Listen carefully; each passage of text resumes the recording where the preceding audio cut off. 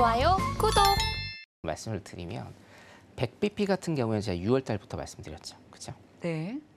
1%를 무조건 올려야 된다라고 제가 이 자리에서 여러분들한테 말씀을 드렸고, 그렇죠. 저는 항상 말씀을 드릴 때 이제 당연히 근거가 있어야 되고, 네. 인플레이션이 물가가 정말로 잡히는 것인지에 대한 의문을 항상 이 자리에서 이제 말씀을 드렸습니다. 네. 여러분들 두 눈으로 보시다시피 물론 이제 헤드라인은 뭐 낮춰지지만 코어는 낮춰지지 않는 그런 모습 계속적으로 지금 보이고 있죠.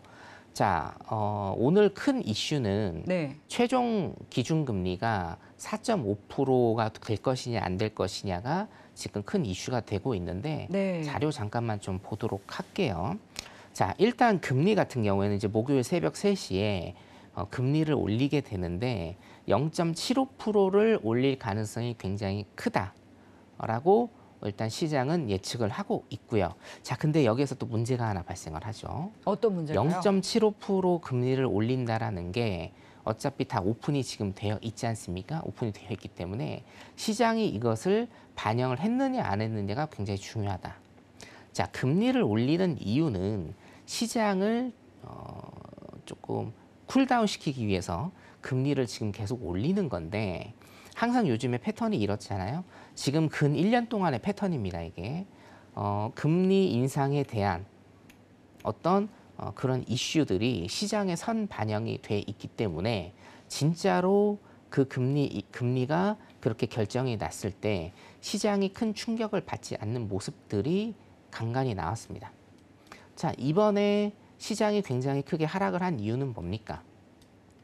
소비자 물가 지수가 예상치 못하게 하락세가 어때요? 꺾였기 때문이에요. 굉장히 많이 하락을 할 거라고 예상을 했는데 그 하락세가 시장의 예상을 충족시키지 못했기 때문에 시장이 하락을 굉장히 많이 한 거다. 이거를 쉬운 말로 표현을 제가 해드리면, 자, 예상치보다 어떻습니까? 시장의 예상치와 부합하지 못했다라는 겁니다. 자, 0.75%를 지금 금리 인상을 한다라는 것은 일단은 기정사실화된 거예요. 근데 만약에 0.75를 올린다라고 이제 발표가 난다라고 하면 시장은 어떻게 되겠느냐? 시장은 어차피 이게 선 반영이 돼 있고 이거를 다 알고 있는 상황이기 때문에 시장은 위로 또 솟구칠 가능성이 저는 높아 보여요. 자, 그렇기 때문에 페드가 파월이 잭슨 홀 미팅에서 굉장히 단호하게 얘기를 했지 않습니까? 그죠? 딱 8분 만에 자기가 하고 싶은 모든 이야기를 다 했다라는 거죠. 이번 목요일 3시 반 정도에 이제 인터뷰를 합니다. 3시 반 정도에 인터뷰를 하는데 이 인터뷰도 제 예상으로는 굉장히 짧게 끝낼 가능성이 많다라는 겁니다. 자, 두 번째, 잭슨 홀 미팅에서와 같이 굉장히 간결하고 단호하고 명확하게 자신의 의지를 피력할 가능성이 굉장히 높아 보인다. 지금까지는 소위 얘기해서 뭐 그렇게 시장에 도움이 되지 않는 쓸데없는 얘기를 좀 많이 해서 시장의 어떤 기대 심리, 희망 고문이라고 하죠. 희망 고문을 줄 수 있는 어떤 얘기들을 굉장히 좀 많이 해서 시장이 사실상의 개념이 잡히지 않았는데 잭슨 홀 미팅 이후로 어떻습니까? 시장의 개념이 딱 잡혔다라는 겁니다. 자, 그래서 FOMC가 0.75%를 만약에 올릴 가능성이 굉장히 크죠. 예, 굉장히 크기 때문에 0.75%를 올려버리면 어떻게 됩니까? 시장은 위로 또 솟구칠 가능성이 커요. 자, 그때 3시 반에 30분 있다가 파월이 굉장히 단호하게 얘기를 한다라고 하면 시장은 좀 더 가라앉을 것이고, 자, 두 번째 시나리오입니다. 이 두 번째 시나리오는 가능성이 그렇게 높지는 않지만 그냥 1.0%를 올려버리는 겁니다. 0.75%가 아니라. 그럼 어떻게 됩니까? 시장은 더 큰 충격을 받겠죠. 자, 그래서 자료 잠깐만 내리면 네. 나스닥 차트를 지금 잠깐 볼게요. 제가 9월 달에 1,400에서 1,500포인트를 일단은 본다라고 말씀을 좀 드렸죠. 그 포인트가 이번 잭슨 홀 미팅 때 나올 죄송합니다. 이번 FOMC 때 나올 가능성이 좀 많을 겁니다. 두 가지 포인트를 제가 방금 전에 짚어드렸습니다. 첫 번째로 1.0%를 올렸을 때 자, 두 번째로 뭡니까? 0.75%를 올리기는 했는데 파월이 잭슨 홀 미팅과 똑같이 굉장히 단호하게 얘기를 할 때 시장은 밑으로 한번 갈 것이다. 그리고 전저점을 일단은 이탈할 이런 모습이 나올 것이다라고 제가 예상을 하고요. 차트 잠깐 내리고 자료 다시 보도록 하겠습니다. 그래서 목요일 같은 경우에 뭐 이제 예상은 할 수는 없습니다만 0.75%를 일단 올릴 것이라는 건 우리가 모두 예상을 할 수가 있고 그 이후에 시장이 어떻게 갈 것인지 제 시나리오대로 일단은 가는지 한번 지켜보시면 될 것 같고요. 자, 일단은 최종 기준금리가 4.5%까지 갈 수도 있다라는 예상안이 나왔는데 여러분 이거는 이렇게 보셔야 될 것 같아요. 지금 뉴스에서 나온 건 뭐냐면요.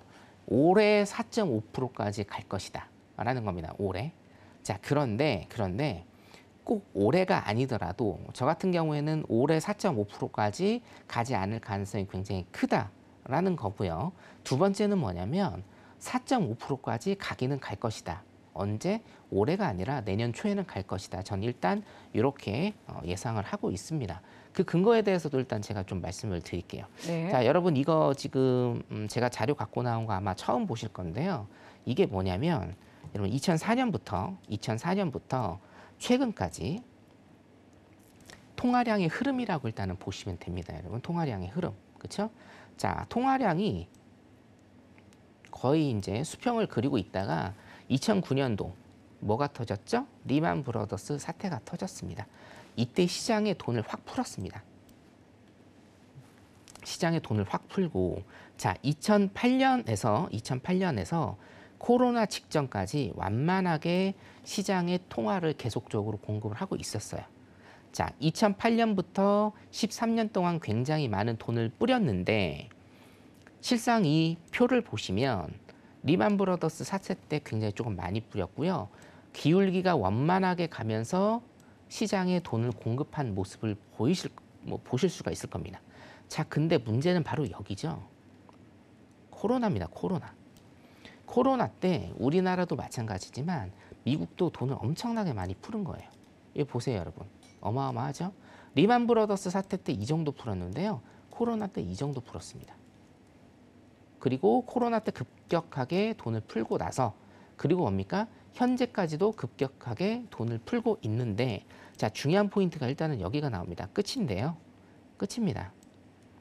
자, 이게 뭐냐면 여러분 우리가 금리 인상을 올해 초부터 지속적으로 하고 QT를 했을 때 현재 시장에서 돈이 회수된 비율을 나타내는 겁니다. 이게요.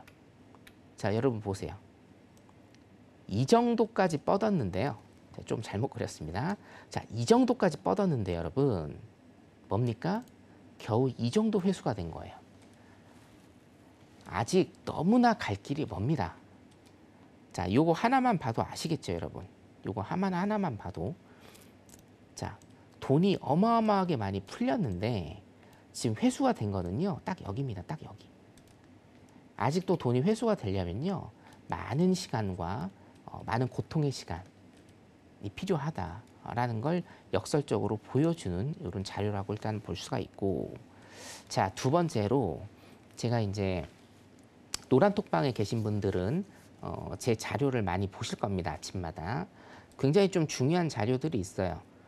이거는 한국은행 자료인데 한국은행에서요, 여러분 저번 주에 미국 경제 동향이 어떻게 될 것인지에 대한 최신 보고서가 나왔습니다. 한 10페이지 정도밖에 안 되는데요. 노란톡방에 계신 분들 그리고 지금 노란톡방에 들어오시는 분들은 제가 아침에 이거 한국은행 자료 띄워드리겠습니다. 전문을 일단은 다 띄워드릴 거고요. 한 10페이지 정도밖에 안 되기 때문에 한 30분이면 다 읽는 겁니다. 자, 우리 한국은행에서 미국 경제 그리고 미국의 금리를 어떻게 판단을 하고 있는지에 대해서 내일 아침에 노란톡방에 계신 분들 제가 띄워드리겠습니다. 자, 보시면 한국은행에서 지금 예측을 한 거예요. 한국은행에서는 자, 연준, 페드의 금리죠. 금리가 일단은 3.75%에서 멈출 것이다 라고 예측을 하고 있어요. 예측을. 자, 투자은행들의 금리는 어떨 것이냐. 자, 투자은행들의 금리도 3.75%가 가장 많습니다. 지금 보면요. 자, 그래서 지금 4.5% 얘기가 계속적으로 일단은 나오고는 있는데 4.5%는 올해 연말까지 굉장히 쉽지 않을 것이다. 저 또한 3.75 플러스 마이너스라고 여러분들한테 말씀을 드렸거든요.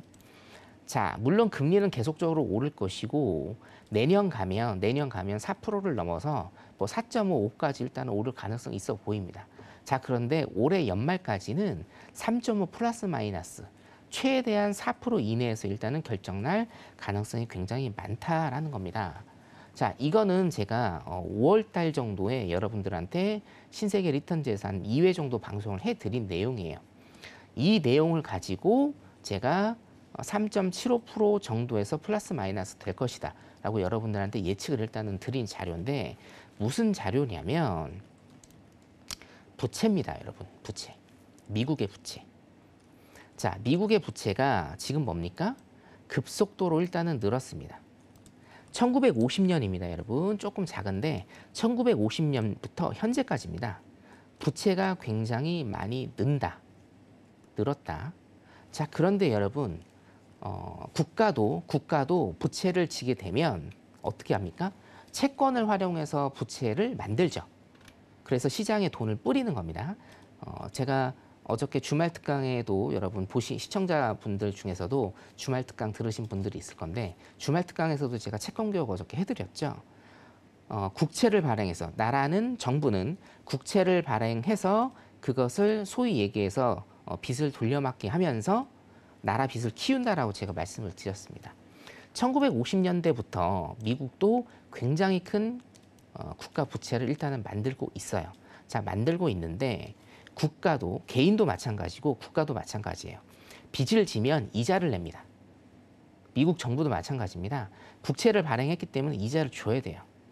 자, 그 이자 연동이 어디에 되는 거냐면 거의 10년물 국채 금리에 연동이 된다라고 여러분들이 아시면 된다라고 제가 이미 5월 달에 말씀을 드렸습니다. 근데 지금 10년물 계속 오르고 있죠. 그렇죠?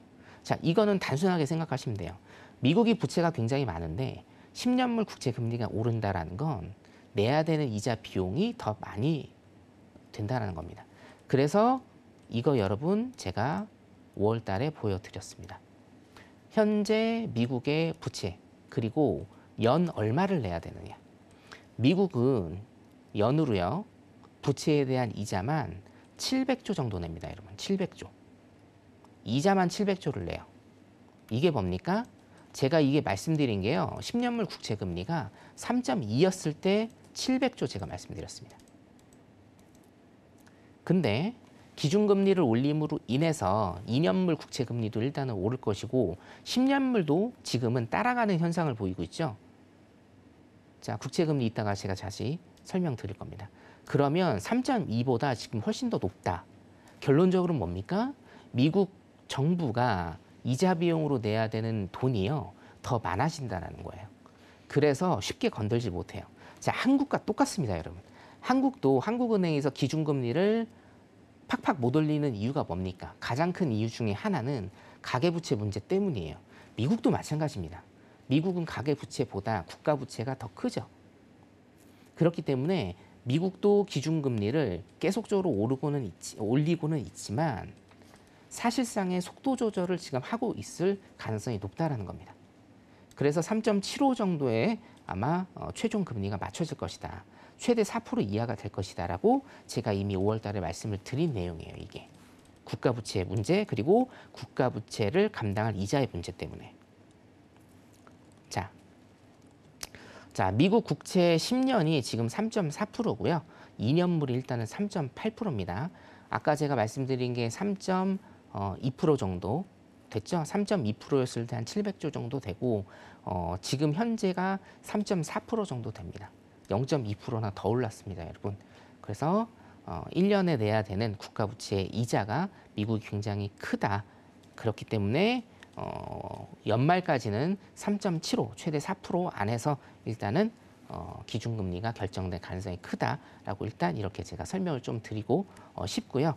자, 국채금리에 대해서 지금 조금 금리 스프레드 2년물과 10년물 그리고 금리 스프레드에 대해서 제가 좀 설명을 드려야 되는데 시간 관계상 이거는 조금 설명을 못 드릴 것 같고 노란톡방에 일단은 들어오시면 제가 내일 아침이라도 금리 스프레드에 대해서 일단은 설명드리는 영상 띄워드릴 테니까 내일 금리 스프레드 그리고 한국은행 자료 받아보실 분들은 노란톡방 들어오시면 될 것 같습니다. 자, 여기까지 하도록 하겠습니다. 좋아요, 구독!